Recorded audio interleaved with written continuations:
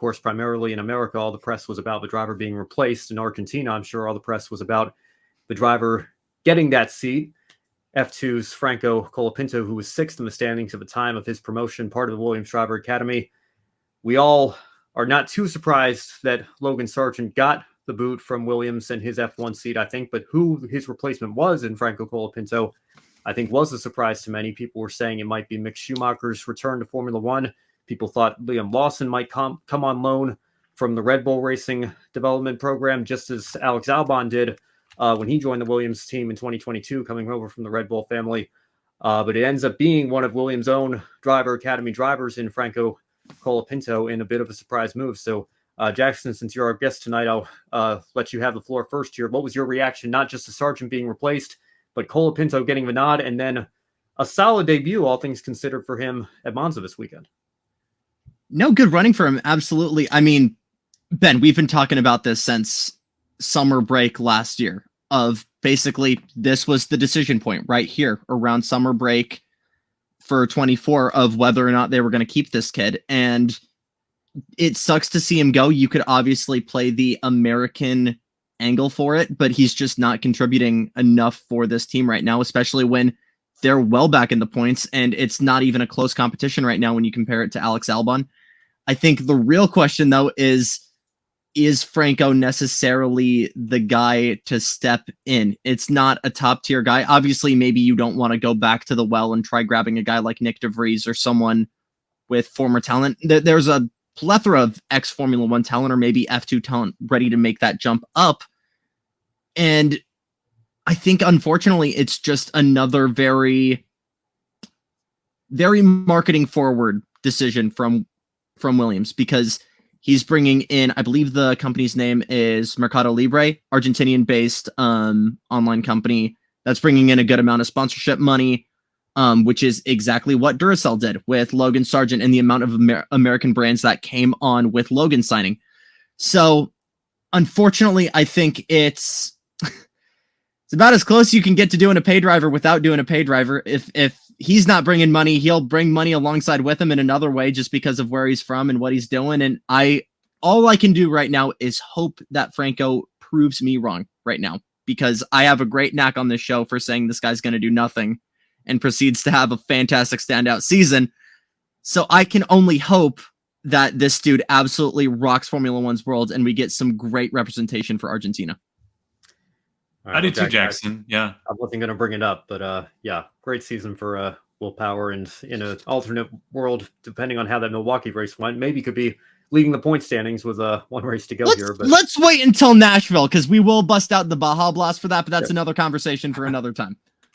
There you go. Brandon, what are your thoughts on the Colapinto situation at Williams and Logan Sargent getting the boot?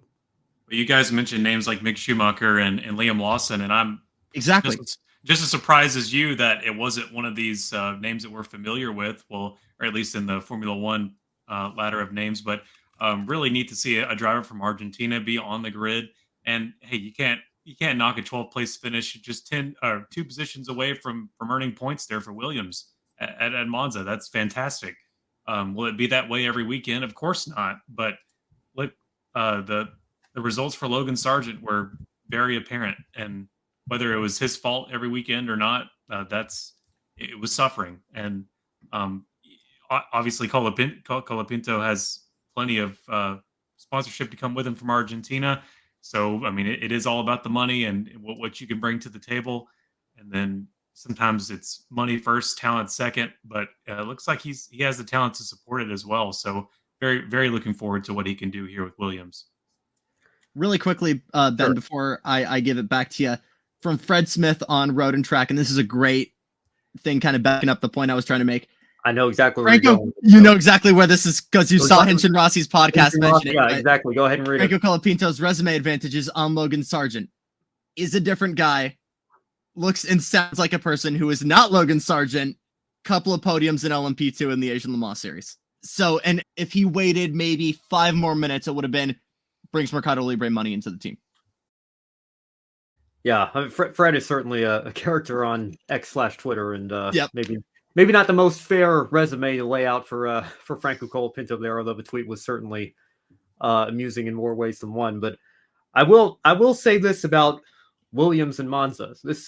We went through this with Nick DeFries when he got the call up for when Alex Albon had appendicitis. And then he got in Toro Rosso, and much like Logan Sargent this year, got replaced midseason with Daniel Ricciardo in his return to F1. Of course, AlphaTauri at the time, they decided to go down the Mick Schumacher path of bringing in somebody with experience, albeit much more experience than Schumacher has.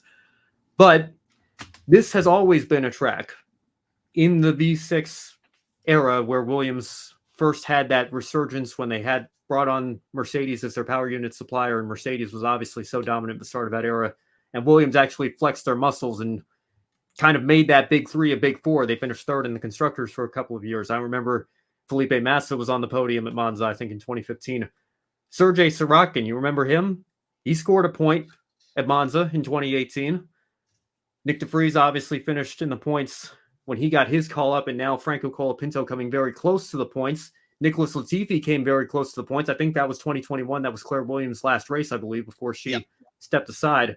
So this track has been known to produce better results on average for Williams than we see for them on average at other tracks on the Formula One calendar. So I'm in a bit of a wait-and-see approach still. I take nothing away from Franco. He didn't put a foot wrong all weekend, as James Vowles said over the radio after he crossed the line.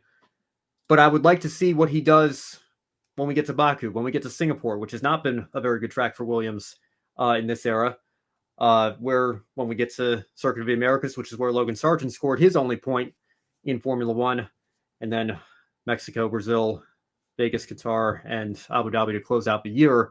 It's a good stretch of races. Obviously, we don't expect Colapinto to have a seat on the grid next year. We know Carlos Sainz is going to be taking the Williams seat in 2025. But Jackson, to your point about sponsorship money, it's nothing new in this expensive world of Formula One where we see drivers, I can think back to the last American before Logan Sargent, Alexander Rossi lost out on that Manor seat to Rio Haryanto, who brought, all the Indonesian oil money with him. And Pastor Maldonado did the same thing for Venezuela. And I read an article in The Athletic this week that Williams had, their phones were ringing off the wall with a number of Argentinian companies that were saying, what kind of packages might you have available for sponsorship or for partnerships for Franco here?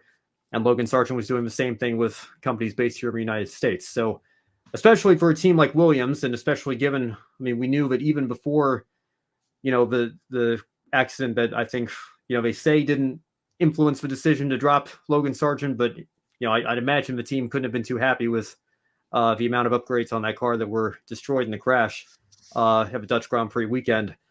Even before that, Logan had to sit out Australia because Alex Albon had a similarly bad and severe accident. They couldn't repair the chassis, and they didn't have a spare chassis for him. So this is a team that has been financially strained over the last couple of years, and kind of puts them in a bit of a bind, I think, when deciding who they can bring on as drivers, especially for that second seat. So we'll wait and see for Colapinto here. A bit more on his resume. He did win one race, a sprint race at Imola earlier this year in Formula 2, and was sixth in the standings, which was one spot higher than Andrea Kimi Antonelli, who was confirmed as the Mercedes driver this week for 2025, and got a little taste of F1 through free practice one. You could argue that maybe Franco had a little bit of a smoother introduction or debut to Formula One than Kimi. You can also argue that too. Yes, very much so.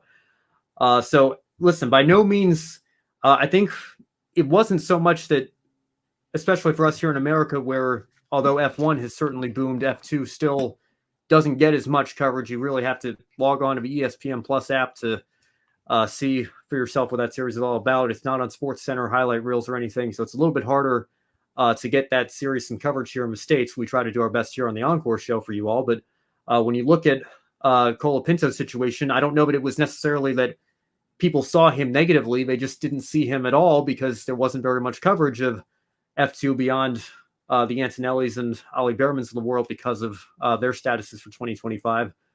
So we'll see. I think, again, a very solid introduction for him, but I would like to see what he can do at tracks that aren't known as strong suits for Williams as we close out the remaining 8 races of the year.